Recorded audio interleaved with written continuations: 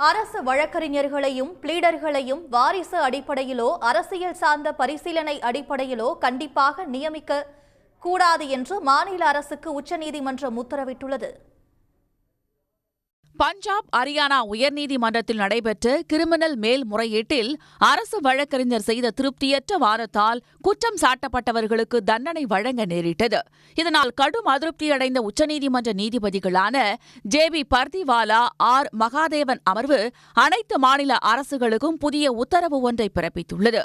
அதன்படி மாநிலங்களில் உள்ள உயர்நீதிமன்றங்களுக்கு அரசு வழக்கறிஞர்கள், பிளீடர்களை கண்டிப்பாக தகுதியின் அடிப்படையில்தான் நியமனம் செய்ய வேண்டும் என்று அரசு உத்தரவிட்டுள்ளது. அரசியல் பரிந்துரைகள் மூலமாகவோ வாரிசு அடிப்படையிலோ அரசு வழக்கறிஞர்கள், பிளீடர்களை நியமிக்க கூடாது என்றும், பாரபட்சம், வாரிசு அடிப்படை ஆகிய இரண்டு காரணிகள் கண்டிப்பாக இருக்கக்கூடாது என்றும் திட்டவட்டமாக நீதிபதிகள் தெரிவித்தனர். ஒரு நபர் சட்டத்தில் எவ்வளவு திறமையானவர், அவரது பின்னணி, நேர்மை போன்றவற்றை கண்டறிய மாநில அரசு கடமைப்பட்டுள்ளது என்றும் உச்சநீதிமன்றம் கூறியுள்ளது.